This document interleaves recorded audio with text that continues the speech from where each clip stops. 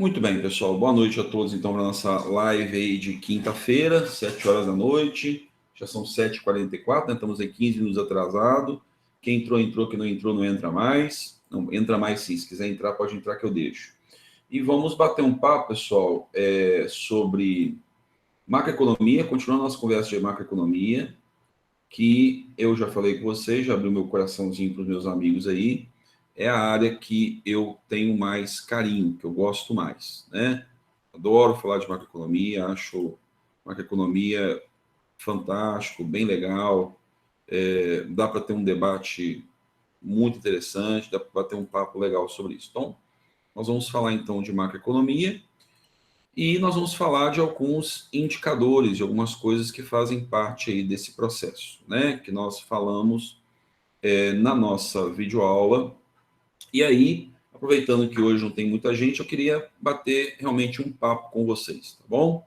Para a gente trocar uma ideia, bater um papo, discutir a questão econômica do Brasil. Quando a gente entra nessa questão de. Quando a gente entra nessa área da economia, na macroeconomia, é muito interessante a gente trocar uma ideia, bater um papo, tá bom?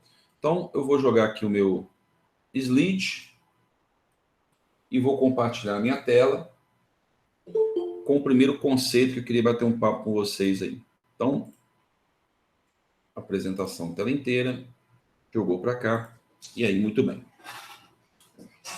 Todo mundo me vendo bem, todo mundo me ouvindo bem, tranquilo, show de bola. Pessoal, olha só, primeiro conceito que eu queria ver com vocês é o conceito de crescimento econômico, ok? Nós já falamos sobre isso, mas vamos entender porque nós falamos muito que o Brasil precisa de crescer, o Brasil precisa de crescer, vamos entender o que é isso de crescer, crescimento econômico.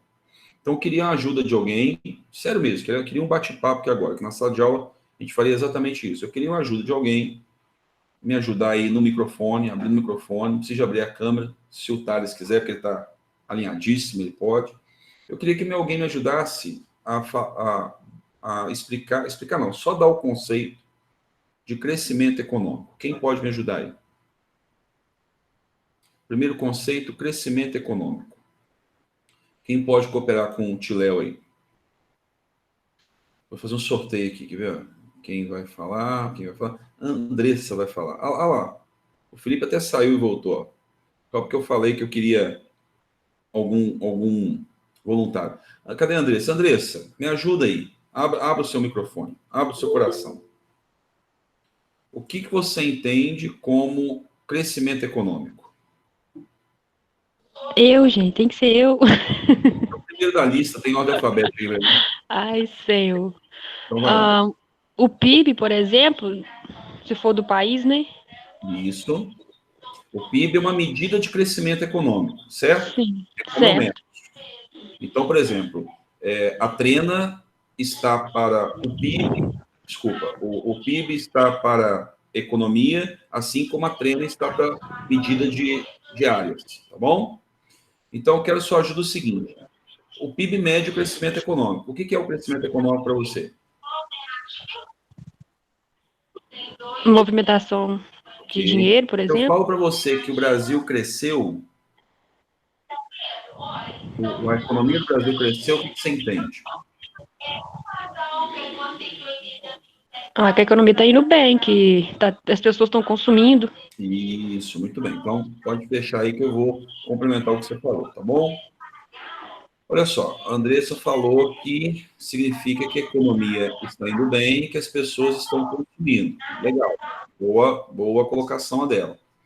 Crescimento econômico, pessoal, é nada mais nada menos, deixa eu abrir meu slide aqui, é o aumento da produção. Guardem isso comigo. Uma empresa, ela cresce quando ela produz mais, certinho? Então, ela produzia 10 peças, passou a produzir 15 peças. Então, houve um crescimento na produção da empresa.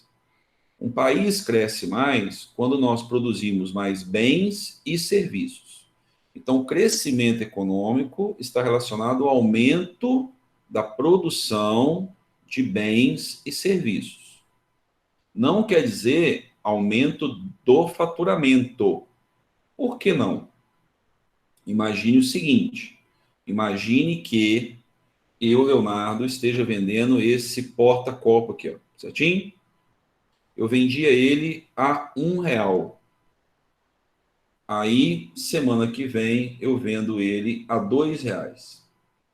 Veja que não houve aumento de produção, é o mesmo porta-copo. Eu simplesmente aumentei o preço. Então, o crescimento econômico, ele não considera o aumento de preços. Ele não considera a inflação. Nós vamos ver ela daqui a pouquinho. Então, o crescimento econômico não tem a ver com aumento de preço. Então, o crescimento econômico tem a ver com aumento da produção, da gente gerar mais produtos, de nós produzirmos mais produtos com mais valor agregado. Ao invés de produzir somente a soja, nós vamos produzir a carne. Ao invés de produzir somente a carne in natura, nós vamos produzir os derivados da carne, os produtos industrializados da carne. Ao invés de vender apenas minério, nós vamos produzir o aço. Então, nós estamos agregando valor, aumentando esse valor, né? Que é diferente de aumentar preço. Então, esse aumento de produção, essa maior transformação, esse aumento de produto, nós chamamos de crescimento econômico. Como o PIB é a medida do crescimento econômico, nós falamos que quando o PIB sobe, o produto interno bruto sobe, houve crescimento econômico. Até aqui, tudo bem? Eu quero que sempre perguntar a vocês se vocês estão entendendo, vai lá no chat para mim e diz que sim ou que não e faça a pergunta, tá bom? Então tem que estar claro para todo mundo. Crescimento econômico é o aumento da produção. Crescimento econômico é o aumento de produtos com maior valor agregado. Crescimento econômico é gerar mais renda. De certa forma, é gerar mais renda. Não é aumentar preço. De novo, vendi um porta-copo por R$ 1. Vendi um porta-copo, mesmo porta-copo. Não houve agregação nenhuma de valor. Não tem nada agregado nele. Nenhum produto e nenhum serviço a mais. E eu vendi a R$ 2. É apenas um aumento de preço, não teve aumento de produção. Por isso que no valor do PIB real, eu tiro a inflação. O PIB nominal, que é o PIB exatamente o preço dos produtos, menos a inflação, é o PIB real, é aquilo que o governo anuncia como crescimento econômico. Quem mede o PIB? Instituto Brasileiro de Geografia e Estatística, IBGE. O IBGE mede o PIB. Tá bom? Léo, mas um órgão do governo mede as ações do governo? Sim, é ele que mede. E até onde eu sei, os dados do IBGE hoje são confiáveis, tá bom? São dados que nós podemos confiar, os dados do IBGE. Tranquilo? Agora eu quero um outro voluntário para me ajudar aqui. Quando eu falo que o PIB cresceu 3%, o PIB do Brasil em 2020 cresceu 3% em relação a 2019. O que eu estou dizendo aí, pessoal? Quem me ajuda? A gente já sabe que isso é bom. A produção e o comércio interno aumentaram? Aumentou 3%. Descontado o quê, meu amigo? Produtos importados. Não, tranquilo, isso aí. Os produtos importados. Mas sempre, Thales, não esqueça, descontado a inflação. Isso. Perfeito? Porque veja só comigo, olha. Se eu viro para você e falo o seguinte, atenção, se eu viro para você e falo o seguinte, o PIB do Brasil hoje é muito maior do que o PIB do Brasil há 10 anos atrás. O que você vai dizer para mim? Claro, Léo. Óbvio que é maior. Por que é maior? Os preços todos subiram. O que eu comprava 10 anos atrás, eu não compro hoje, né? Vocês não lembram disso, não, vocês são muito novos, mas o salário mínimo já foi R$ 50. Eu lembro do salário mínimo R$ 50. Olha, Oi. mas é a ver só com produção? Tipo, ou com prestação de serviço também? Produção de bens e serviços. Serviço também, tá bom? Serviço. Quer ver um exemplo legal? Eu tenho uma história muito legalzinha, boba, que fala o seguinte, que o cara foi no restaurante e pediu um café, na Europa. E o cara vendeu o café para ele, e o café cobrou dele 10 euros. Deixa eu chutar muito alto aqui, 10 euros. E o cara achou um absurdo ser cobrado 10 euros do café. E mandou, brigou com o garçom, que não ia pagar, que era muito caro e tal, e aí chamou o gerente, porque um pacote de café, o café que ele comprava em cápsula, seja qual for, era muito mais barato do que uma xícara a 10 euros. Então o gerente disse, olha, para esse café chegar até você, eu tive que lavar a xícara, esquentar a xícara, torrar o café, colocar o café na máquina, passar o café, pagar alguém para poder lavar a xícara e fazer isso tudo, pagar alguém para trazer o café até você, depois pagar alguém para poder pegar, recolher da sua mesa, levar lá para dentro, lavar de novo, guardar o café e etc. Ou seja, o café em si é barato, realmente, mas o que está agregando ali o valor ao café é o serviço. Então, 90% dos produtos que nós compramos, ele tem um serviço embutido. Então, muito bem, Thales, bens, produtos e serviços, tá bom? Isso também é agregado ao PIB. Inclusive, os informais, tá, Thales? Na conta, a informalidade também entra, tá bom? O que não entra são os bens e serviços ilegais. Na conta do IBGE, os ilegais não entram. Então, o que é produzido, o valor agregado nas drogas, o crime organizado, isso não. Mas o informal, sim. A empregada doméstica não tem carteira assinada, o rapaz que está vendendo água na rua, no sinal, o vendedor na praia, todos eles entram no cálculo do PIB, tá bom? Muito bem. Vamos seguir, então, aqui um pouquinho, nosso slide.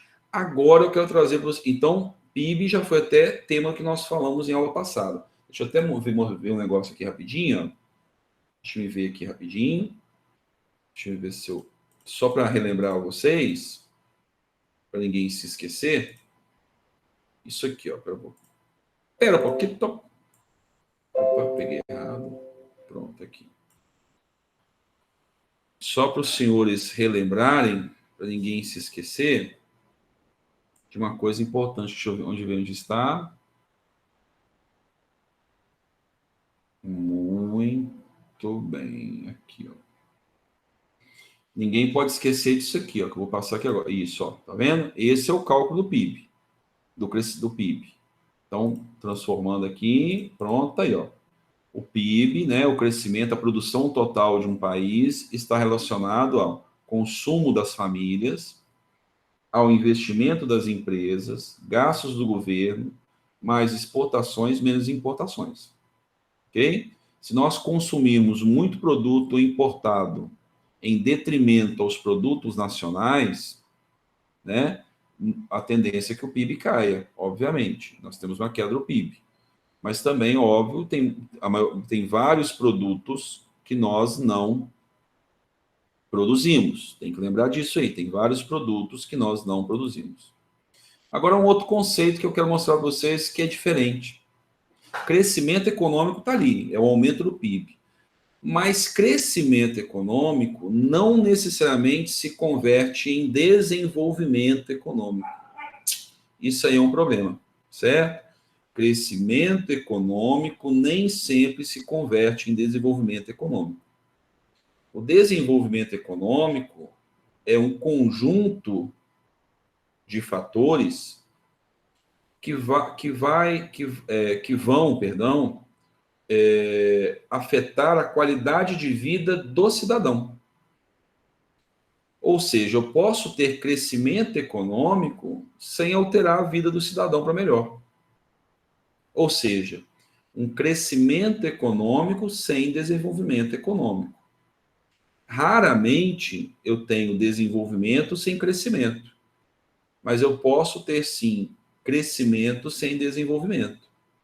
Um dos motivos do crescimento econômico não se transformar em qualidade de vida para o cidadão é a má distribuição de renda. Um país produz muito, a produção gera renda, e essa renda se concentra na mão de poucas pessoas.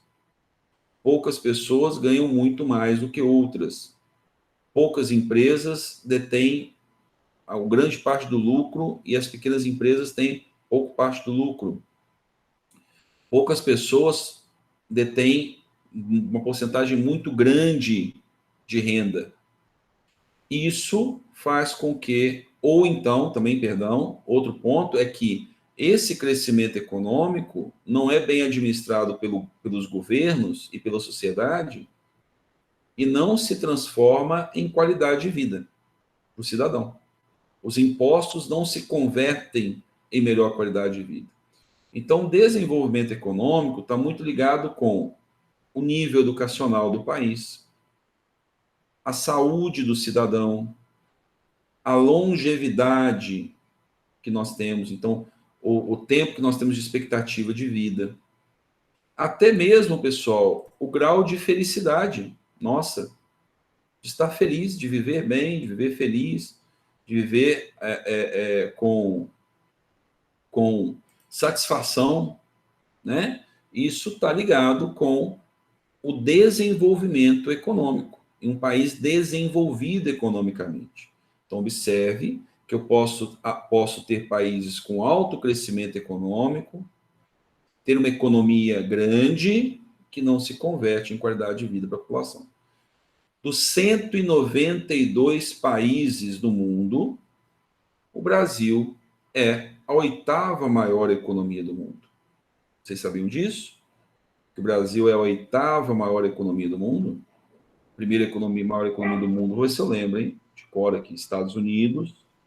Segunda maior, a China. Terceiro, Japão. Quarto, Alemanha. Quinto, deixa eu me lembrar, a quinta maior economia, se não me engano, é a França. A 6ª maior economia, não tenho certeza se é a Inglaterra. Depois eu tenho, aí eu fiquei na dúvida se é a Rússia, não tenho certeza, e o Brasil. O Brasil já foi a 7ª maior economia do mundo. Oi? Qual que foi a maior posição que o Brasil já chegou? O Brasil já chegou à 7ª maior economia do mundo. A 7ª, passando a Inglaterra, inclusive. Tá? Passando a Inglaterra. Quando eu falo de maior economia, é do tamanho do PIB, tá bom? Medindo o PIB. Mas o Brasil vai estar lá atrás, nós vamos ver isso daqui a pouco, quando eu falo de desenvolvimento econômico. Ele não está nem entre os 10, mas passa longe dos 10. Mas passa longe. Por que isso não acontece? Desigualdade social, baixa escolaridade, distorções muito grandes de regiões, de uma região para outra, né? Começo do ano agora eu tive no sul do Brasil, visitando um tio meu que há 11 anos mora lá, eu prometo que vou, eu não vou, e fui. Então fui a Jaraguá do Sul, Santa Catarina, Joinville, e depois eu passei em Curitiba e voltei. Cara, muito legal o sul do Brasil. A cidade onde meu tio mora, muito legalzinha, qualidade de vida bem legal. Você vê que a renda do pessoal é melhor. Joinville também é uma cidade tranquila. Curitiba, espetáculo de cidade. Espetáculo de cidade. Curitiba, espetáculo de cidade. E aí eu já tive também em cidades, em lugares muito pobres. Não precisa ir muito longe, Ubá mesmo, né? A nossa realidade aqui em torno. Então você tem muita desigualdade regional, muita desigualdade social. Aí eu vou fazer uma crítica aqui interessantíssima. O Brasil é uma república federativa. Alguém sabe dizer o que significa república federativa? República, todo mundo sabe por que o Brasil é república. O Brasil não é uma monarquia, certo? Não é um império. O Brasil é uma república. Ou seja, é governado pelo povo, certinho? O povo que escolhe os seus governantes. Então, uma república federativa, porque são federações que se reúnem em volta dessa república. Antes fosse, né, Felipe? Verdade. Antes fosse uma monarquia, quem sabe a gente fosse melhor se tivesse aí com os órgãos e Braganças. Nós temos federações dos estados que se reúnem em volta dessa república. E aí eu vou te falar o que é mais chocante. Do ponto de vista de organização, Todo mundo sabe. Alguém já ouviu, lembra da história que nós o Brasil já chamou. Hoje o nome oficial do Brasil é República Federativa do Brasil. Nome oficial. Mas nós já chamamos de Estados Unidos do Brasil. Já foi o nosso nome oficial. Estados Unidos do Brasil. Porque o nosso modelo de federação, de república, é o modelo baseado nos Estados Unidos. Então, lá para 1940, está lá no Getúlio Vargas, Estados Unidos do Brasil. É baseado nos Estados Unidos. Os Estados Unidos, os estados têm autonomia, né? E o Brasil, se a gente fosse analisar, seria muito importante, aí uma opinião do professor, tá? Que os estados tivessem essa autonomia para tomar conta das suas questões peculiares. Que o dinheiro ficasse mais nas regiões e menos em Brasília. Hoje, o grosso dos impostos recolhidos no Brasil ficam em Brasília. É muito centralizado em Brasília. Por isso que todo mundo, quando falta dinheiro, o que as pessoas fazem? Vão pedir pinico ao presidente da República. Isso não é bom. O Estado tinha que ter autonomia, mais autonomia, como é o caso lá nos Estados Unidos. Então, o modelo deles eu acho interessantíssimo para dar mais autonomia aos estados, para que nós possamos até atacar essas desigualdades regionais, né, que nós temos. Deixa eu contar um caso a vocês que eu conheci. Eu fui apresentar um trabalho no Congresso uma vez, em Juiz de Fora, e tinha um pessoal de Manaus lá. Aí tinha uma professora, pedagoga lá, falou assim que ela viajava, atenção, pessoal, 8 horas de barco no Rio Amazonas, no Rio Amazonas e seus afluentes. 8 horas, naqueles barquinhos. Para poder vir estudar na capital, Manaus, fazer a faculdade dela. Então, ela vinha no fim de semana, estudava, e aí, sexta-feira, ela voltava de barquinho pelo Rio, para poder visitar a família e tal, algumas vezes voltava para Manaus, etc. Então, nós temos isso até hoje. Lá na região do Amazonas, tem regiões, lá cidades que o aluno faz ensino médio na escola, mas não tem professor de química, igual a gente ter um professor de química, um de física, um de história. Não. É um professor que ensina tudo. São realidades, né? São realidades. Não precisa ir muito longe, não. O próprio estado de Minas Gerais é muito diferente em si, tá bom? Muito bem. Continuando, então, questão de desenvolvimento econômico. Então, quando eu falo que há desenvolvimento econômico? Quando há crescimento do bem-estar da população. Então, quando há um crescimento econômico, mas também quando há redução do nível de pobreza, redução do desemprego, desigualdade, melhoria das condições de saúde, moradia, nutrição e transporte. Tá? Quando as nossas cidades são... Transporte me dá um desespero. As nossas cidades são muito mal planejadas para isso. Terrível, terrível. Eu estava vendo uma reportagem na revista Época dessa semana, que lá na China existem os condomínios e as escolas são dentro dos condomínios. Então, cada condomínio tem sua escola. Aqui, muitas vezes, o pai pega o filho e leva o filho não sei lá para onde para estudar. Né? A maioria da população de São Paulo, capital, mora na Zona Leste. Mas a maioria das empresas está na Zona Sul e Oeste. Se andar no metrô em São Paulo na hora do rush não é fácil, não, meu colega. Eu já andei lá, você tem que sair com um desespero. Teve uma vez que a minha sogra se perdeu, ela entrou dentro do metrô, empurraram ela de volta para dentro, teve que parar na outra estação e voltar. É muita coisa. Então, transporte para nós talvez não é um problema tão sério, mas nas grandes cidades, sim, que as pessoas podem passar até 4 horas do seu dia dentro do transporte público, indo e voltando do trabalho. Tá bom? Então, tudo isso são indicadores de desenvolvimento econômico. Desenvolvimento econômico reflete em qualidade de vida da população. Então, nós não temos que ficar de olho só no crescimento do PIB. Nós temos que ficar de olho também no desenvolvimento econômico. Tá bom? Se não tem desenvolvimento econômico, igual eu falei, não existe desenvolvimento econômico sem crescimento. Tem que crescer também. A minha cachorrinha linda latindo no fundo.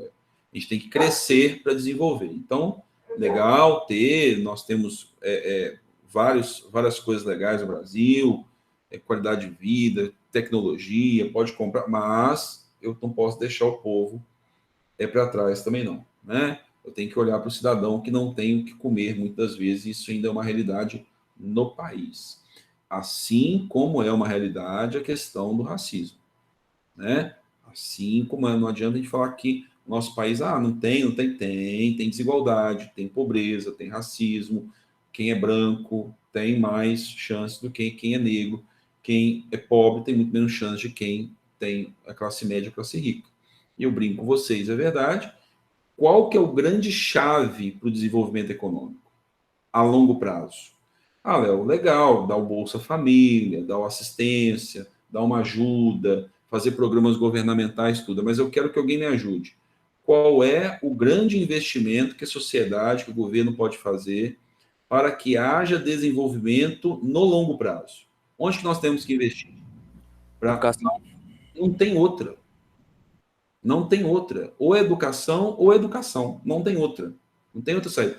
Qualquer país desenvolvido, qualquer história de sucesso, como é o da Coreia do Sul, como é o do Japão, devastado por uma guerra mundial. O Japão teve 2 bombas atômicas que explodiram no seu território.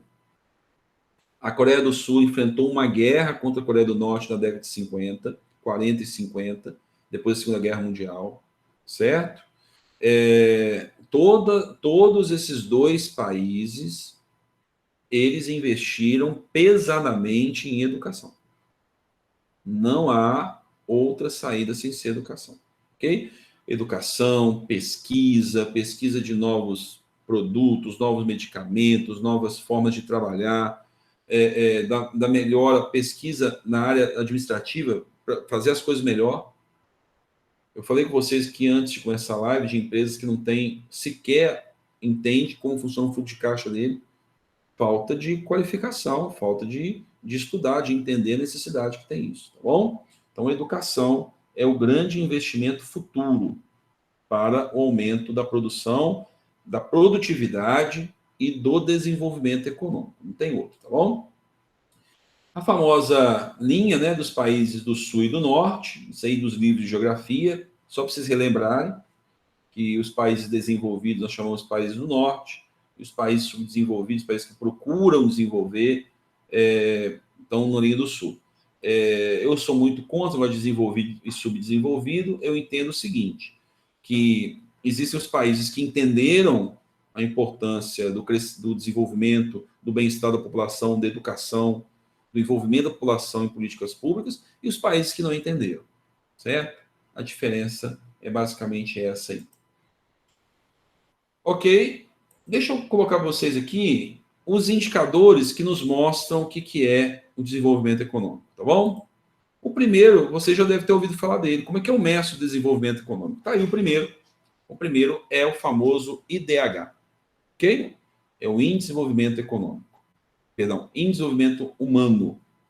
Ele é um indicador que mede o índice de educação da população, a vida saudável da educação, ou da população, ou seja, o acesso à saúde e a longevidade, ano, expectativa de vida, e o crescimento econômico em si da população, o PIB per capita, o PIB do país, o PIB por cabeça, o PIB por pessoa, o tamanho do PIB dividido pelo tamanho da população. E aí, com isso, ele avalia o IDH. O IDH, o Índice de Desenvolvimento Econômico utilizado pela ONU para medir o desenvolvimento econômico de um país. Observe que são 3 fatores: o crescimento econômico, a vida da população se está saudável, a medida pela longevidade, os anos que nós temos de expectativa de vida, e educação. E educação. E educação. De novo, a educação aqui com vocês. Então, olha o Brasil lá, isso aí em 2011. Nós não melhoramos muito, não. Depois eu vou olhar aqui na internet, mas a gente está nessa casa aí, pessoal. Tá? Nós melhoramos um pouco. Deixa eu ser justo aqui. Deixa eu buscar aqui, ó. IDH, o ranking do IDH. Não deixa eu ser justo, porque nós não vamos falar mal do nosso país assim. 100, aí pronto. Ele atualizado 2014, eu não, IDH global, o último foi 2014? Não. IDH, deixa eu colocar aqui, ó. IDH Brasil 2019. E todo ano sai. Aí pronto, vou pegar aqui uma reportagem que é mais fácil, né? Olha lá, o Brasil ficou na 79ª posição do ranking de DH, e o nosso IDH foi de 0,761. 0,761, tá? Que significa, aqui, ó, e aqui elevação do IDH do Brasil. Veja que de 1999 até 2015 a gente teve uma elevação grande do IDH, e depois a gente vem crescendo a passos lentos, né? As crises econômicas, os problemas que o Brasil vem enfrentando, a passos lentos. E vamos ver que o país com maior IDH do mundo está aí, ó. Noruega, primeiro, Suíça, Irlanda, Alemanha, Hong Kong, a China está de olho lá em Hong Kong, né? Austrália e a Islândia são os países com maior IDH do mundo. E o Brasil está na faixa, olha só, o Brasil pede para Granada, Tailândia, pede para o México e para a Bósnia. Eu me recuso a perder para a Bósnia e Herzegovina. Por quê, pessoal? Porque é uma vergonha, não é porque nada contra a Bósnia, não, mas por quê? Pessoal, otários, vocês são novos, eu não sou tão velho assim, mas deixa eu mostrar aqui que é a Bósnia. Ó. O bom da internet é que eu não deixo a gente esquecer. A Bósnia, olha aqui na Wikipedia, hein? Na Wikipedia mostrar, a Bósnia passou por uma guerra de abril de 92 a dezembro de 95. A Bósnia passou por uma guerra. Por uma guerra. Recentíssimo, Thales. Nós estamos falando de uma guerra com menos de 30 anos. Recente demais. Em 95, eu lembro, porque eu tinha, nessa época, 95 tal, passava muito na televisão, o Pedro Bial cobriu a guerra na Bósnia. Eu lembro que o Pedro Bial cobriu a guerra na Bósnia. E aí passava ele no Fantástico, os negócios ia na Bósnia. Então o Brasil perde para um país que recentemente teve uma guerra. E aí eu vou dizer para vocês que essa guerra da Bósnia foi uma guerra contra a Iugoslávia, né? Só uma observação. Olha o cara doidão aqui, ó, presidente da República Sérvia, né? Teve o genocídio nessa guerra. Genocídio. As vítimas, olha só, eles tiveram, foram 200 mil mortos, e 1.300.000 refugiados e exilados. Uma guerra de 200 mil mortos. E aí o Brasil perde para a Bósnia e Herzegovina. Só para vocês verem essa diferença. Eu posso ver também o IDH por município. E aí você tem o IDH por município, e o município do Brasil com maior IDH é de São Caetano do Sul, São Paulo com 8,62. Deixa eu ver aqui se eu tenho o bar. Para a gente poder entender. Aí você vai buscar. Vamos buscar aqui, ficar de olho aqui no nosso. Vai para o município, né? O bar Minas Gerais, buscar. Vamos ver aqui. Tá aí, o nosso IDH é de 7,24, tá? 7,24. Nosso IDH é de 7,24. Um IDH 7,24, e aí estão os componentes do IDH, né, o que compõe o IDH, tá? Ok? Só depois vocês podem pesquisar, entender melhor como que funciona esse cálculo do IDH, mas nós tivemos uma evolução grande do IDH, certo? E vejo que o IDH de Ubá, ele é considerado isso. Não, perdão. Em 2010, nosso IDH 0. Município. Perdão. Nosso IDH é 0,74. O menor IDH do Brasil é 0,418. Muito bem, deixa eu voltar aqui para a gente não perder muito tempo. Então, isso é desenvolvimento econômico. Outra forma de medir o desenvolvimento econômico sem CH é o famoso índice de Gini, que avalia o grau de distribuição de renda. Ok? A renda com os mais pobres e a renda com os mais ricos, né? O índice de Gini. E, de novo, aí o Brasil tem um índice de Gini de em 2012, 0,73, também perdendo para a Bósnia, perdendo para Azerbaijão, né? E próximo da Jamaica. Não quer dizer muita coisa, não vou explicar para vocês. Um país onde todo mundo é pobre, lascado por igual, tem um índice de Gini alto, tá bom? Mas o Brasil é um país de muitas desigualdades, muitas desigualdades. Provavelmente o índice de Gini do Haiti é maior do que o do Brasil, porque lá a pobreza é geral para todo mundo. Então, esse é o índice de Gini. É questão de índice de Gini. Muito bem, deixa eu voltar aqui para mim, então. Então, deixa eu encerrar aqui a apresentação para poder depois passar mais uma coisa. Todo mundo aqui entendeu comigo essa diferença entre crescimento econômico? Na China é absurda. Sabia que existem... O Brasil tem 210 para 220 milhões de habitantes. Meu amigo Thales, sabe quantos bilionários, quantos homens bilionários tem na China?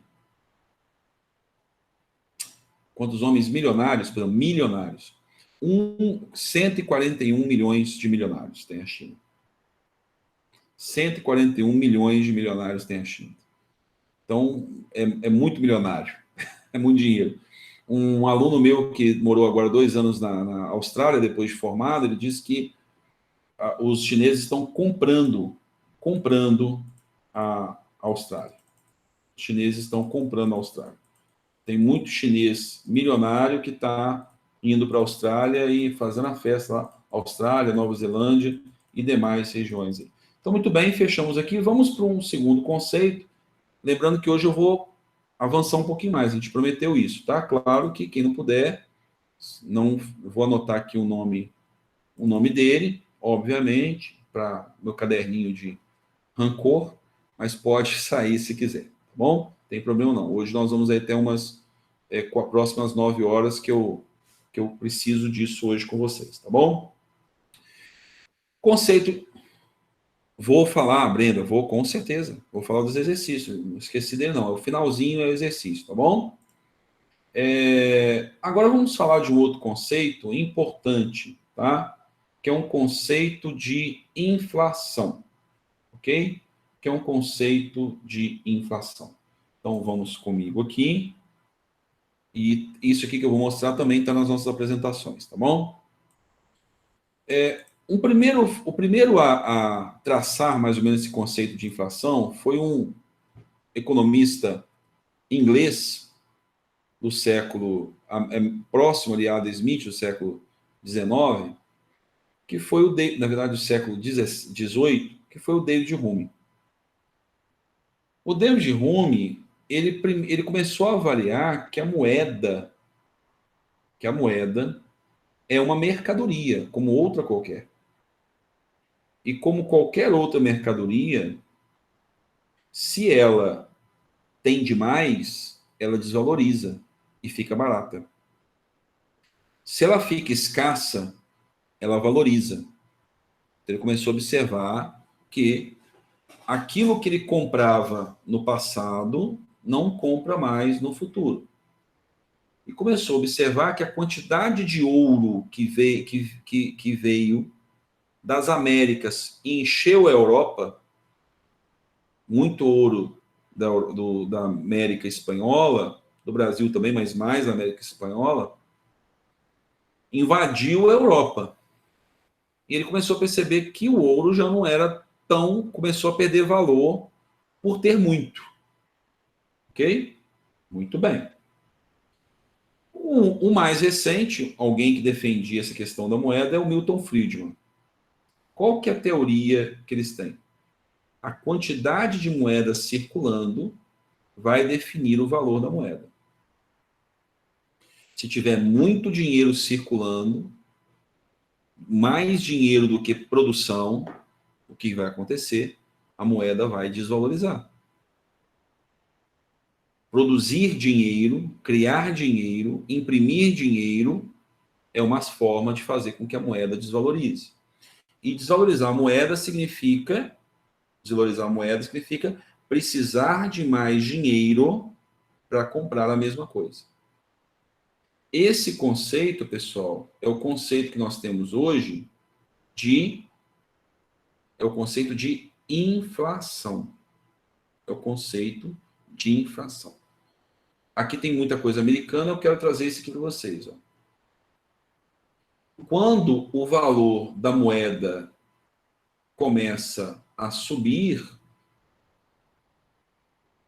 quando o valor da moeda sobe, a moeda está mais forte, pode comprar mais coisa, os preços caem. Mas quando a moeda começa a perder o seu valor, os preços sobem. E aí explica, por exemplo, por que eu não consigo comprar mais com 50 reais o que eu comprava no passado. Significa que a moeda foi perdendo o seu valor, foi desvalorizando e os preços foram subindo. A moeda perde o seu valor, desvaloriza e o preço sobe. Então, deixa eu puxar aqui para vocês. O real estava mais valorizado que o peso. Procede? Não que ele estava mais desvalorizado. Aí eu estou olhando frente a outra moeda, que é o dólar. O real desvalorizou mais, não que estava mais valorizado, tá bom? Thales, ele desvalorizou mais, tá joia? Ele perdeu mais valor diante do dólar. Mas o peso, não sei se você viu uma foto na internet de dinheiro Bolívar, que é o dinheiro venezuelano.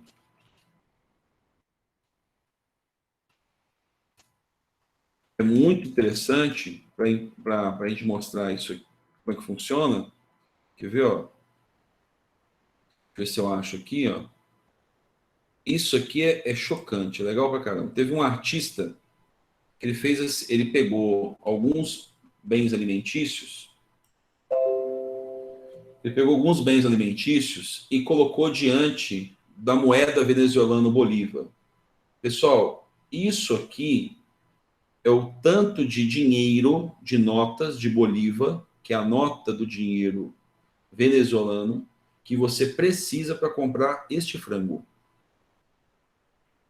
Essa é a quantidade de dinheiro que você precisa para comprar esse punhado de carne. Essa é a quantidade de dinheiro que você precisa para comprar essa quantidade de cenoura.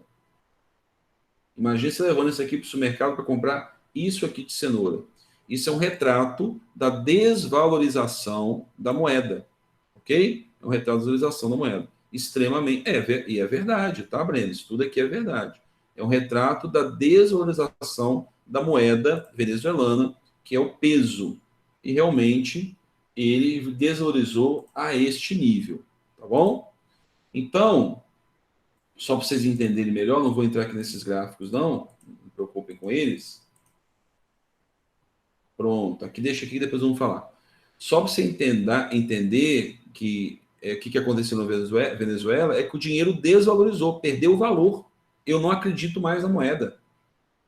E não precisa ir longe, não, tá bom, minha amiga Brenda? O Brasil já teve esse problema, ok? Esse que nós chamamos de fenômeno inflacionário. O que é inflação?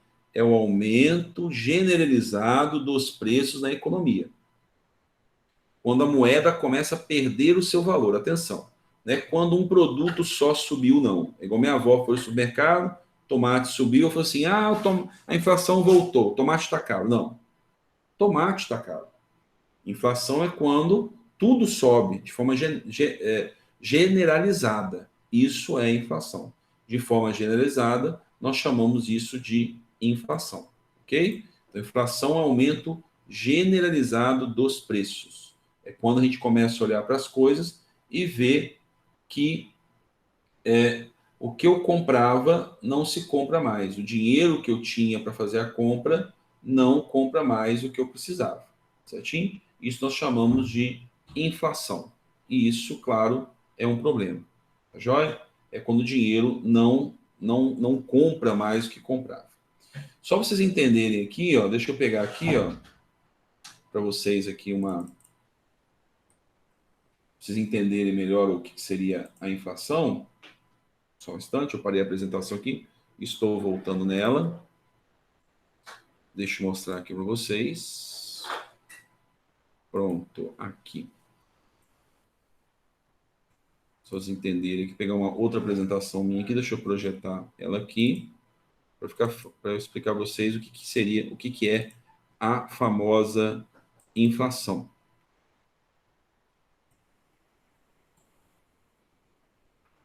Ver se vai dar certo aqui.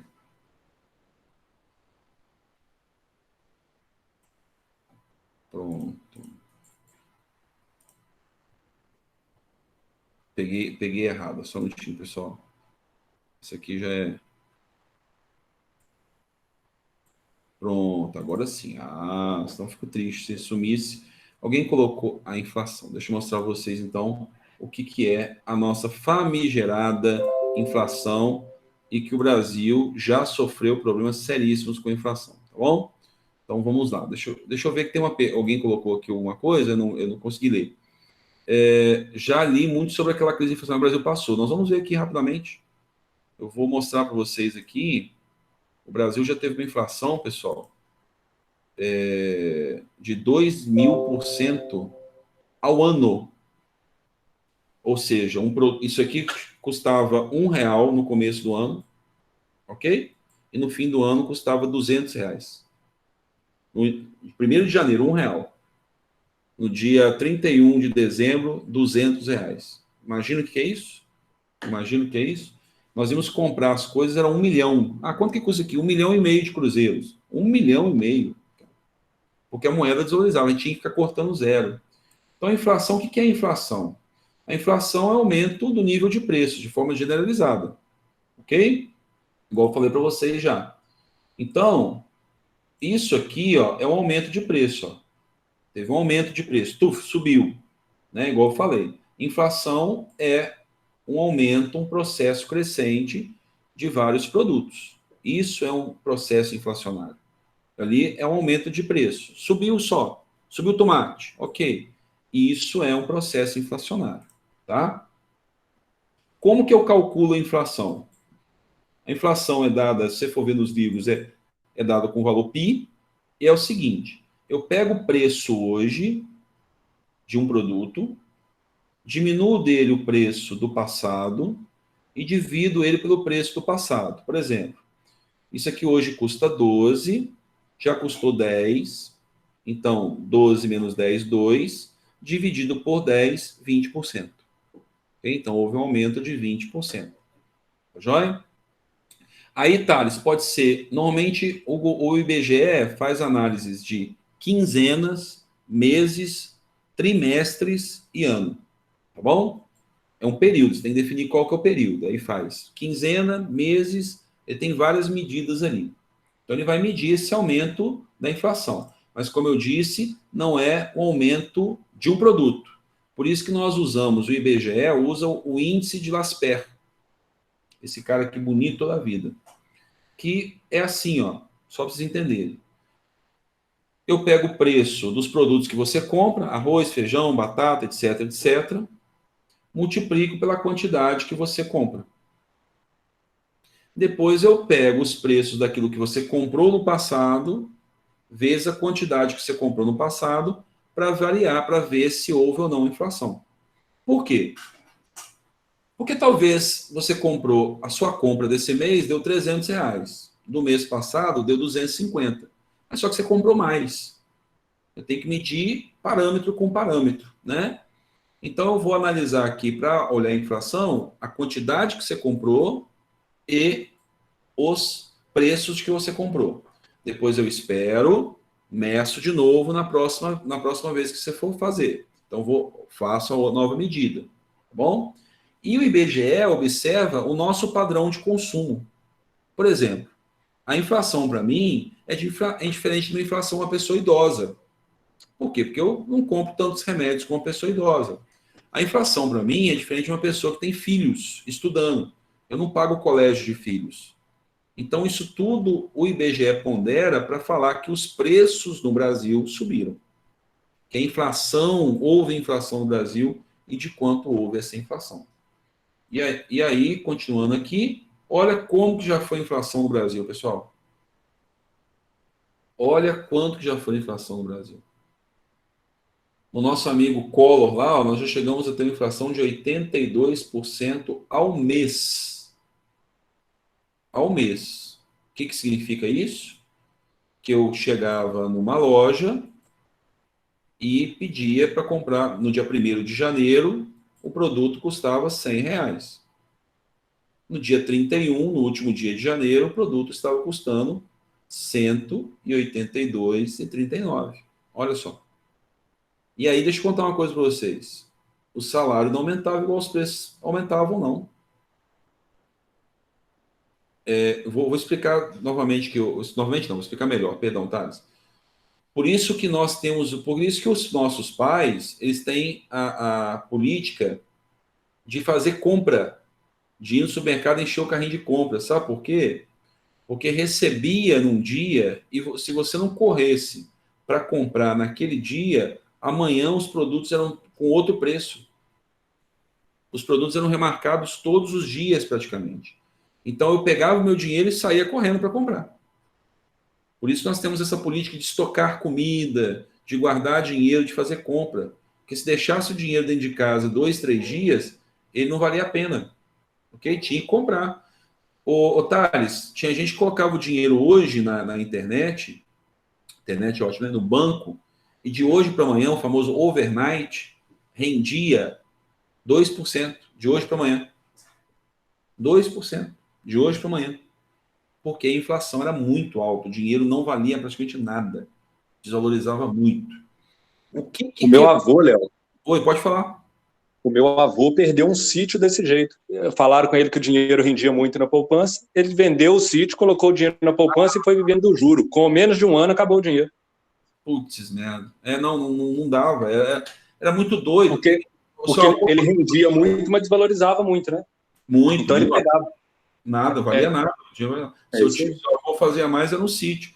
Pessoal, deixa eu pedir aqui a minha assistente para assuntos aleatórios, minha esposa. Aquele livro amarelo ali, amor, da Miriam Leitão.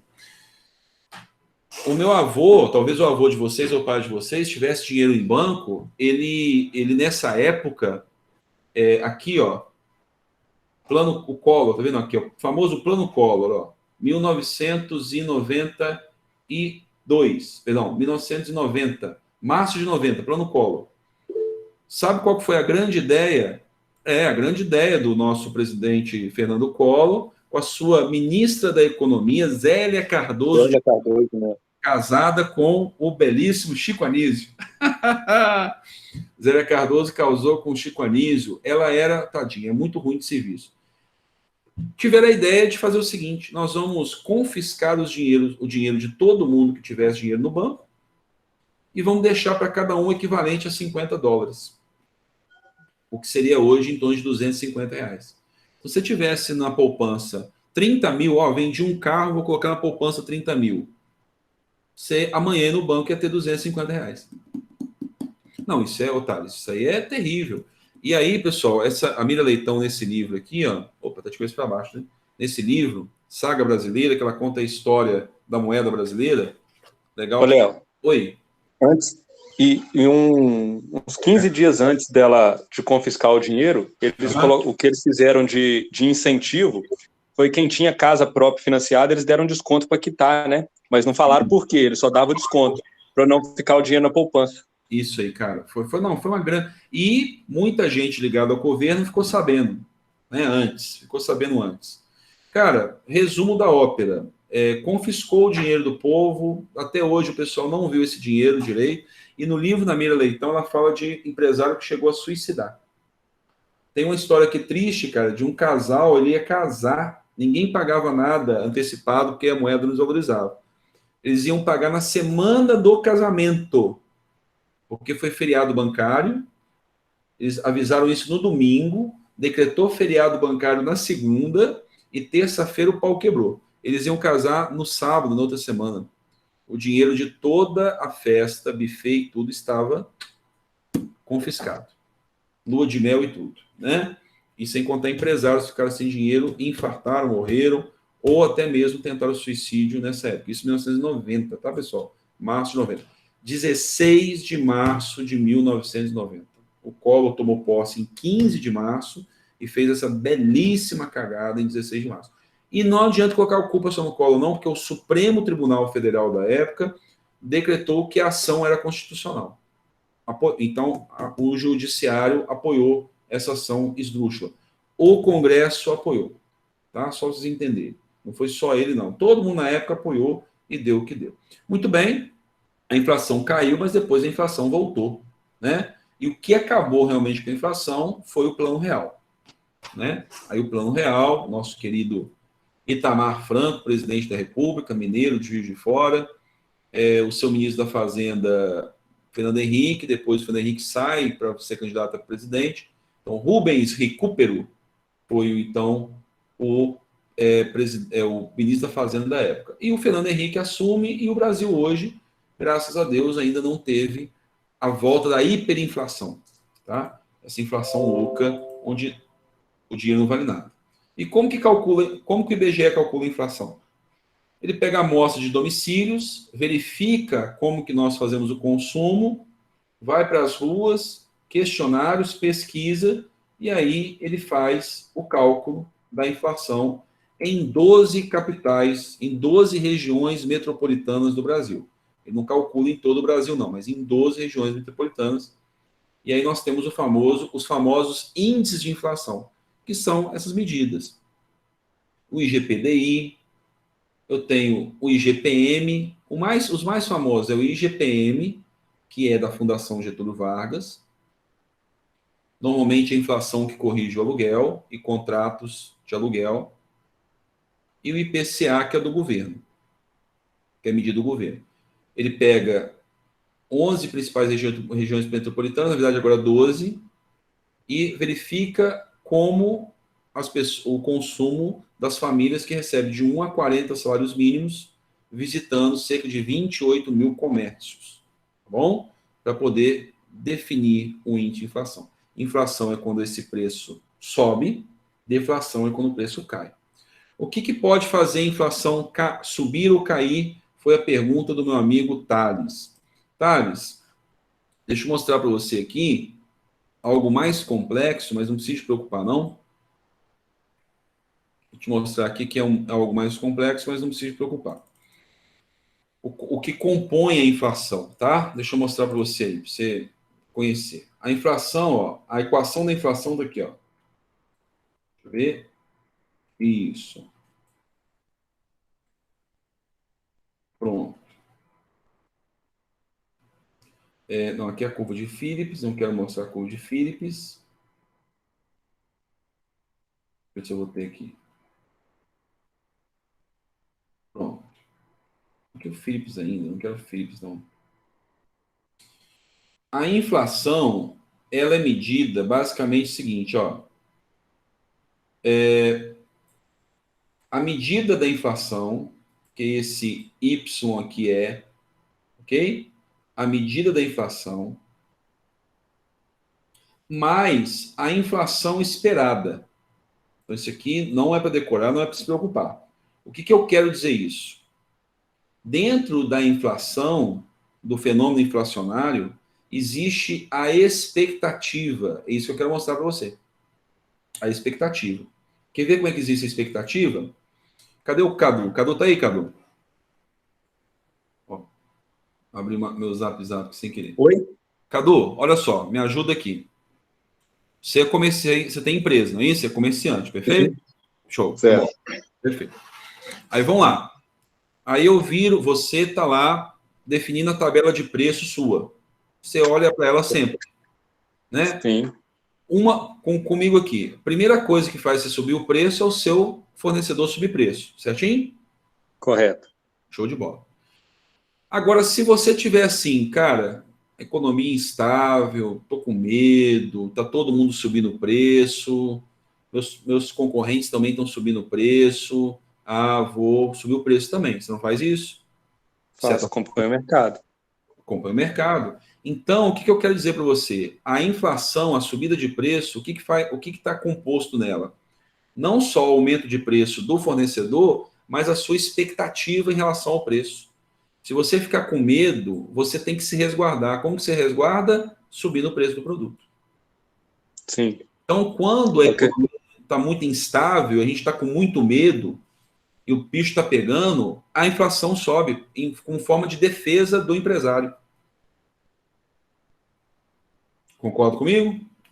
Concordo. Sobe, tá tudo subindo, eu vou subir também. Eu não vou ficar aqui. Inclusive, eu não sei como que a gente encara esse fenômeno que está acontecendo agora, que antes de começar a pandemia, os nossos fornecedores tinham falado que ia ter aumento de preço. Sim. E logo que começou, eles bancaram a tabela. Já que não tem ninguém comprando, a hora de subir é essa, porque quando precisar, vão ter a tabela. Só que isso foi prorrogando e agora a gente teve desconto para compra. Ou seja, nós estamos comprando mais barato do que comprava antes da pandemia. Esse é o fenômeno contrário, é a deflação. Porém, eles estão usando como argumento de venda que a partir de segunda-feira, próxima segunda, que vai ter um aumento. Então eu vou pagar em torno de 10% mais caro do preço de hoje, porque teve aumento de 5, estão dando 5 de desconto, mas vai ter mais 5. Entendi. Ó, vamos podar aí primeiro o papo de vendedor, porque tem, né? Acaba tendo o papo de vendedor. Mas o que você viu é o seguinte: eles podem aumentar o quanto que eles quiserem. Se ninguém comprar, eles têm que abaixar. Sim, é a deflação. É o que acontece. Gasolina, aconteceu isso. E isso, ninguém está andando de carro, o mundo está parado, gasolina cai, né? Outra coisa, Cadu, que pode, respondendo o Thales, aproveitando você aqui, que pode fazer com que o preço suba, são choques. Por exemplo, se o dólar sobe demais, o meu amigo Cadu vai ter problema com produtos estofados ou eletrônicos. Derivado, né? de colchão. Isso. Derivado de desconto. São choques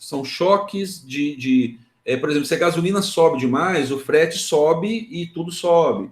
Então, isso também pode causar inflação. Além, claro, obviamente, né, Cadu, que é o seguinte, a oferta e a demanda. Oferta e demanda. Se você vê que... Vou dar um exemplo clássico para você, cara. Tente comprar uma webcam agora. Vá amanhã na rua, no centro da cidade de Ubá, e tente comprar uma webcam. Você não consegue comprar, porque está todo mundo usando webcam. E se você conseguir, vai ser muito mais caro do que o preço que estava. Né? Por conta da oferta e a demanda. Simples assim. Eu consegui desencalhar minhas câmeras digital que eu tinha na loja. Cara, tá explicadíssimo aí. Acabou. Aí, muito bem, Thales. Alô, acabou. Desencalhou. O pessoal está procurando e provavelmente você, já que todo mundo está comprando, eu vou dar desconto para quê? Tem quem pague mais, também gera inflação. Então, aumento de demanda também gera a inflação. Tá bom? Então, isso tudo gera inflação. Legal. Obrigado, Cadu, pela sua participação. Valeu. Isso aí, é só você entender. Eu não estou falando mentira, meu amigo Cadu não deixa eu mentir sozinho. Eu combinei com ele antes para a gente mentir junto. Eu ajudo, isso aí. Isso aí. Tem o NPC, outro. Então, tem vários índices de inflação, cada um mede de um jeito, tá bom? Cada um mede de um jeito. Mas o governo olha o IPCA. Olha o exemplo legal aí sobre o que comprava R$50 na década de 90. Ó. Comprava isso tudo aqui, ó. Já nos anos 2000 e já em 2010. O que os R$50 compravam. Claro que em 94 o salário mínimo era R$50. Tem que entender isso também, que não só subiu os preços, subiu o salário, subiu tudo. Isso é um fenômeno natural em toda a economia. A inflação não é ruim. A inflação descontrolada é ruim e a deflação, os preços quando caem todos de uma vez é ruim. Por que cair o preço é ruim, Léo? Porque ninguém está comprando. Isso é ruim, tá bom? Isso é muito ruim. Joia? Isso é muito ruim. A inflação normal significa que as pessoas estão comprando, vai subindo devagarzinho, não há problema nenhum, segue o barco e por aí em diante. Então, entendemos que é crescimento econômico, desenvolvimento econômico, entendemos o fenômeno também da inflação. Vamos voltar para caminhar para o final da nossa live aqui, e eu vou cobrar de vocês isso, tá? Conceitos, entendimento, compreensão, não vai ter nada de cálculo no nosso exame remoto, é conceitos, tá joia? Mas deixa eu mostrar para vocês aqui, de novo, em homenagem ao amigo Felipe Fernandes aí, a nossa tabela do Boletim Focus. Eu vou mostrar para vocês onde que nós podemos buscar informações da expectativa do mercado para a inflação e demais indicadores econômicos, né? Nós podemos, então, mostrando aí para o meu amigo Felipe, que assustou, né? Que negócio é esse que o Léo colocou aqui? Só porque eu não assisti a live dele, ele está querendo me ferrar? Não, Felipe, de jeito nenhum. Vou te mostrar aí. Então, Felipe, como é que funciona? Você vai lá, deixa eu colocar aqui para você a tela inteira. Vamos lá no tio Google. Lá no tio Google você vai pesquisar Boletim Focus, que é o Boletim Focus.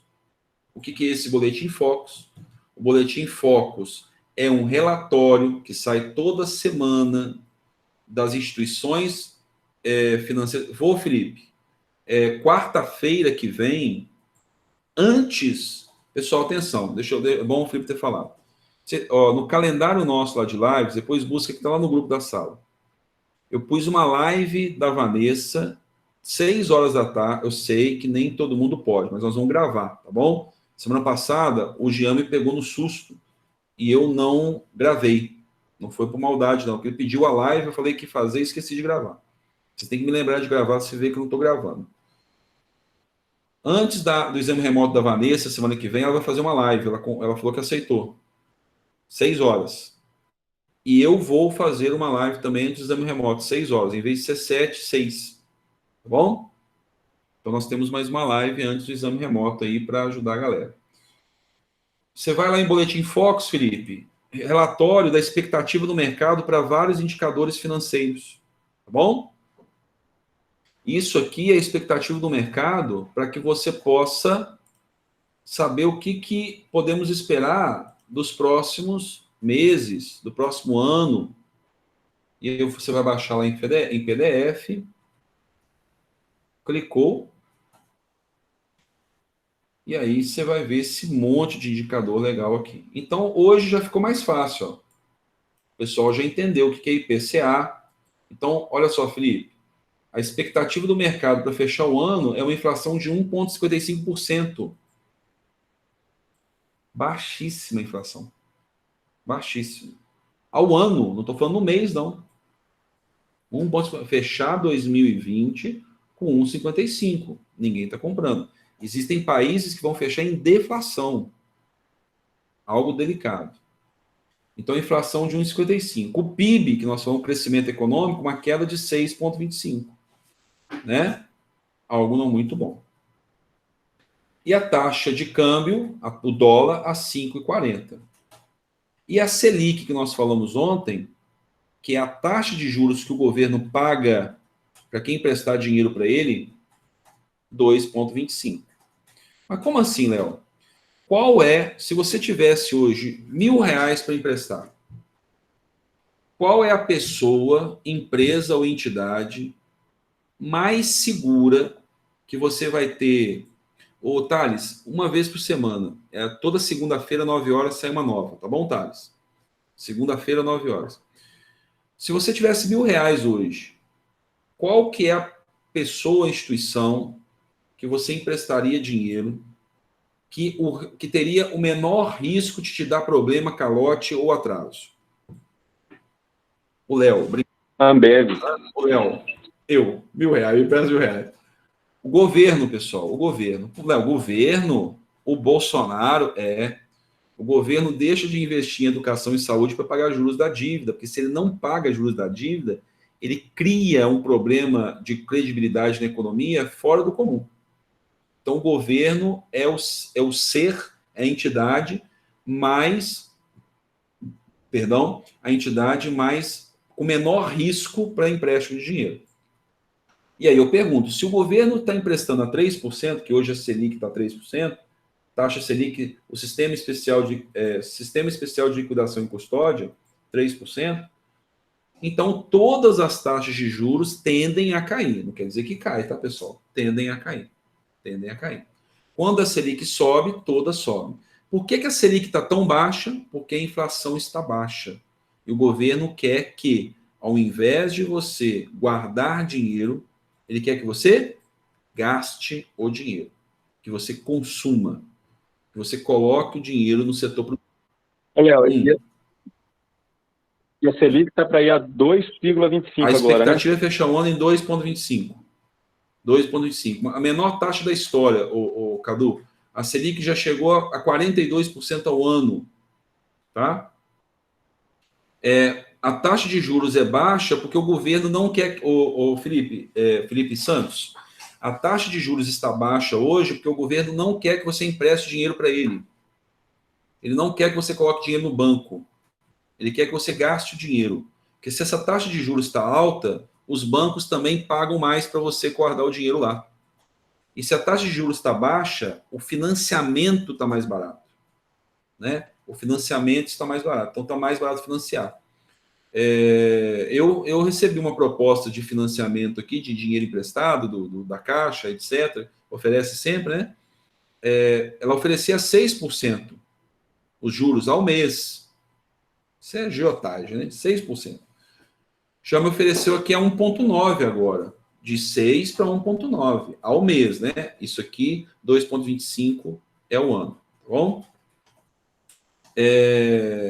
Quando você se sentir triste com a cotação do dólar, a cotação da Bitcoin. Verdade. Verdade. Muito bem, pessoal. Então, aqui tem vários indicadores, tá? Alguns nós vamos falar depois, nos jogos que vocês na matéria nós vamos falar mais, que é uma expectativa para o futuro. Se você quiser olhar o passado, como era e como foi, aí você vem aqui, ó, no IPEA Data, o Instituto de Pesquisas Aplicadas do Governo Federal, o Instituto de Pesquisas Econômicas Aplicadas, meu professor de mestrado trabalhava lá, era pesquisador do IPEA. Aqui, ó, eu tenho indicadores, ó, quer ver? Macroeconômicos. Quer ver, ó? Deixa eu ver aqui. Emprego. Deixa eu ver, indicadores, moeda e crédito, deixa eu ver aqui. Câmbio. Ó, tem vários indicadores aqui do passado, ó. Câmbio contratado comercial para exportação. Você clica aqui, você vai ver uma série histórica. Olha lá que legal, tá vendo? De quanto que o câmbio já foi. Lá atrás, o câmbio contratado para exportação. Então, ó, lá em 82, a gente contratava 1.730.000 dólares por mês. Hoje chegamos a casa de 16... era 1 bilhão de dólares, agora 16 bilhões de dólares, ou seja, aumentamos 16 vezes as contratações de dólares. Então, você tem vários índices aqui econômicos que mostram o passado, dá para brincar um pouquinho. Para olhar para o futuro, focos. Que é olhar o passado e pé a data. Como era. Futuro, focos. Passado e pé a data. Ok? Então, vários indicadores aí para a gente poder compreender e entender, tá? Vamos falar da nossa atividade, então, agora. Pessoal, alguma pergunta até aqui? Todo mundo entendeu o que é crescimento econômico, desenvolvimento econômico e inflação? Tranquilo? Ô, Brenda, só para você entender. Nossa, Léo, o preço subiu, mas talvez igual o meu amigo Carlos falou. O preço do alimento subiu, mas a gasolina caiu. No final das contas, um compensa meio o outro e você não gastou tanto assim. Por isso que a inflação não está tão alta. Mas se a gente for olhar, por exemplo, a inflação de alimentos, essa subiu. Muito, muito, né? Assustei com os preços aí outro dia com a patroa no supermercado. Mas a gasolina caiu. Né? Era quase a R$5. Hoje aqui o bar 4,19, né? Passando os postos de bar 4,19. Vamos olhar então a nossa atividade.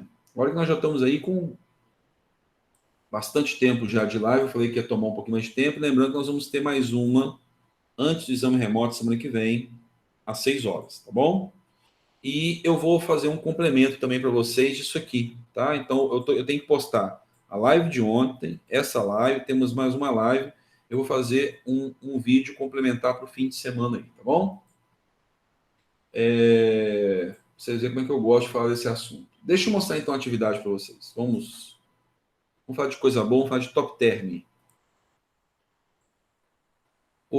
Pessoal, e quinta-feira que vem, não, semana que vem eu estou negociando ainda com meu amigo, eu já falei com vocês, Renato Monteiro, carinhosamente xingo ele de alguns nomes que não falarei aqui porque está gravado, mas é um grande amigo meu, ele vai participar com a gente, já confirmou, ele tem que confirmar para mim a data de fazer um bate-papo com vocês aqui sobre investimento, essa questão de mercado financeiro, bolsa de valores, para vocês entenderem como é que funciona isso aí, um bate-papo de economia. E aí, meu amigo Thales, cadê o Thales?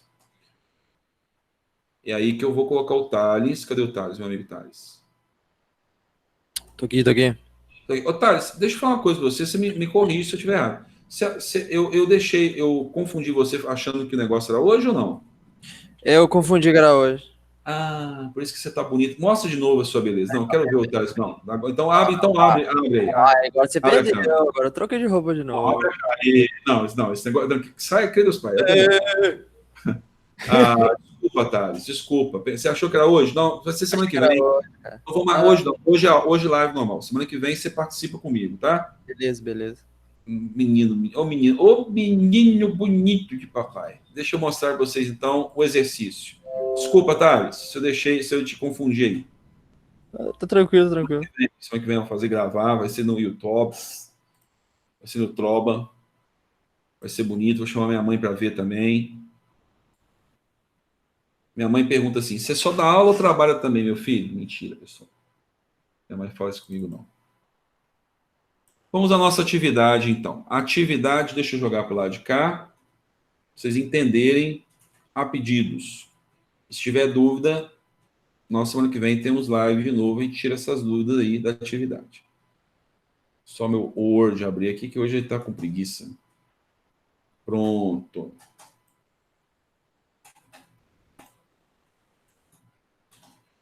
Muito bem. Cadê minha amiga? Brenda tá aí? A Brenda que pediu, tá aí, Brenda? Só para ter certeza, fala um sim para nós, um oi, beleza. Brenda, olha só, o que eu quero que você faça aqui? O exercício número 1, o 2, o 3, o 4, esses exercícios aqui de múltipla escolha, eu quero que você tente fazer. Nós vamos voltar, antes de vocês entregarem semana que vem, nós vamos marcar para tirar as dúvidas desse exercício, tá bom? Independente da live, que vai ser antes do exame remoto, tá? Então, eu quero que você tente fazê-lo, tá joia? Não, isso aqui, você vai fazer, você vai focar agora no exame remoto. Tudo que nós falamos até agora é o que vai cair no exame remoto, tá joia? Eu ainda tenho que falar uma coisa desse exercício que eu não falei ainda. Qual que eu não falei, pessoal? Eu falei de crescimento econômico, eu falei de desenvolvimento, eu falei de inflação. Qual que está faltando ainda? Não falei de desemprego. Concordo? Não falei de desemprego ainda. Nós temos que falar para você postar no sábado.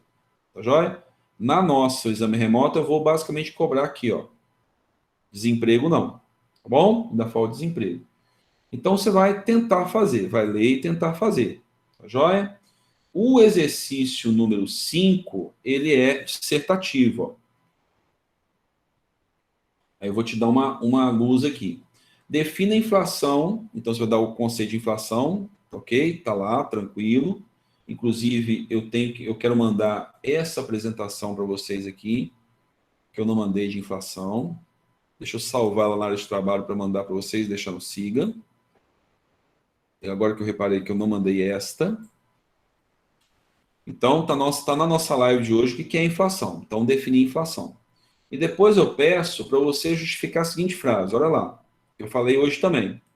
O fenômeno deflacionário, a queda generalizada de preços, apresenta maiores riscos na economia do que a inflação. Quem quer me ajudar a responder essa pergunta aqui? Por que essa frase ela é verdadeira?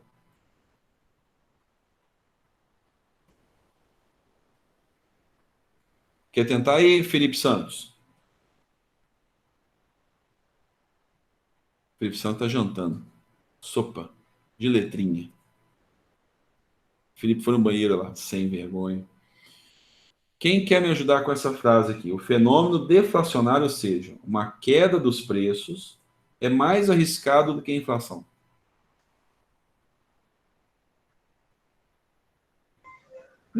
É aquilo que você falou, Léo. A inflação quer dizer que o pessoal está comprando. ou não. Mas a queda dos preços que o pessoal não está comprando. Ponto. Show de bola, é isso aí. E não comprar, Felipe, significa queda do PIB. Tá bom? Simples assim. A joia não está produzindo. Eu vou, porque se não tem compra, os estoques da loja aumenta, o Carlos não encomenda da fábrica, a fábrica não produz, que não encomenda do seu fornecedor, e assim por diante. Show de bola. Certinho, Brenda? Os 5 aqui eu já tenho uma chave aí para você entender melhor. Os demais eu quero que você, como é de múltipla escolha, tente fazer, tá bom? Nós vamos voltar nele aí. Não, hoje não tem vídeo. A Andressa gostou do vídeo, hein, Andressa? Vou mandar você fazer mais um vídeo, hein? Vou mandar fazer um vídeo. Agora, olha só. A questão 8 tem a ver, pessoal, com a reportagem que eu mandei para vocês. E tá tudo na reportagem. Se você ler, você consegue fazer, tá bom? Dessa revista Época aqui, ó. Da revista Época. Essa aqui, ó. Ok? No buraco. A queda inaudita da economia e o que vem depois pela nossa querida Miriam Leitão. Tá bom? Da revista Época do dia 18/5. Chegou aqui para mim. E aí eu peguei essa reportagem. O Brasil e a crise. Ok? E coloquei para vocês lá uma reportagem muito interessante, inclusive já com trechos marcados. Coloquei, tirei foto e coloquei em PDF para vocês, com trechos já marcados meus, ou seja, facilitando aí um pouquinho da leitura de vocês. Está aí a reportagem, muito interessante, muito legal. E aí, a partir do momento que você lê a reportagem, você tranquilamente consegue responder as perguntas que estão aqui. O que eu quero chamar a atenção para vocês é isso aqui, ó. Olha que legal, até marquei de vermelho. Isso aqui, ó. Eu até coloquei aqui entre parênteses Keynes, né? Um economista afirmou o seguinte, um dos economistas aqui, que participou da reportagem junto com a Emília Leitão. Para sair do auxílio emergencial, será preciso uma grande frente de trabalho, precisaremos de empregos pagos com recursos públicos federais. Isso é Keynes na veia. Keynes defendia que, para sair da crise, o governo tem que atuar até mesmo como empresário, contratando as pessoas para trabalhar, para gerar emprego e renda. Isso é Keynes assim, na veia. E aí o legal também, outra coisa que eu marquei para vocês aqui, é o caso de duas empresas, do Magazine Luiza e da Loja 100. Como que uma empresa pode, na crise, crescer e outra empresa, infelizmente, está praticamente fadada aí a uma queda total de faturamento, né? 2 pontos que eu acho interessantíssimos vocês olharem aí na nossa reportagem. Então, para minha amiga aí, Brenda, recomendo você tentar fazer as múltiplas escolhas. As duas dissertativas, uma a gente já deu até uma dica aí, né, com a ajuda do meu amigo Felipe. E a última, se você ler a reportagem, você consegue responder isso aqui tranquilamente. Tá bom, Brenda? Um administrador tem que ler, tem que gostar de ler, sabe, buscar economia, entender o que está no mercado. Economia, a administração é um xadrez, é uma estratégia. O Zé Sérgio deve ter explicado para vocês que estratégia, que vem do estratégia, igual do Tropa de Elite, né? É um termo de guerra. E a vitória vem de como que você se posiciona no mercado. E um bom general, um bom administrador, para se posicionar no mercado, ele tem que entender o que está acontecendo no teatro da guerra, no campo de batalha. E na economia é um ponto desse. Então, a economia é algo extremamente importante. Por isso, eu vou pedir mais uma coisa aqui para o meu assistente. O assistente está aqui do meu lado trabalhando. Eu ia pedir meu amor, assistente. Não precisa não, obrigado, assistente. Pessoal, quero saber, 9 horas da noite, 9h10, não jantei ainda, tem que jantar. Isso, aperta, Mozão apertando a bochecha, participação do Mozão. Pessoal, alguma pergunta? Alguém quer fazer alguma pergunta, alguma observação? Sentia falta hoje do meu amigo Jean, mas hoje veio meu amigo Felipe, tudo ok? Encerramos por hoje. Thales, nós vamos conversando, tá? Sobre essa. Vai acontecer sim a live. Eu preciso só que o Renato. Qual a hora da merenda? Agora que é a hora da merenda que eu dou, agora que eu vou merendar, agora que eu vou ao recreio. Eu vou ver lá com o Renato, o dia que eles podem. Eu queria que ele falasse um pouquinho sobre economia e mercado financeiro, que é uma coisa legal para vocês poderem incentivar, buscar saber mais, que é uma coisa que eu gosto muito também. Tá joia? Pessoal, então, boa noite para vocês. Nesse fim de semana aí, tentem fazer as atividades. O exame remoto nosso vai falar de crescimento econômico, desenvolvimento e inflação. E depois nós retomamos semana que vem para falar de emprego. Tá joia? Um grande abraço para vocês. Fiquem com Deus. Bom final de semana e um abraço para todos. Tchauzinho. Terminar aqui a gravação, interromper.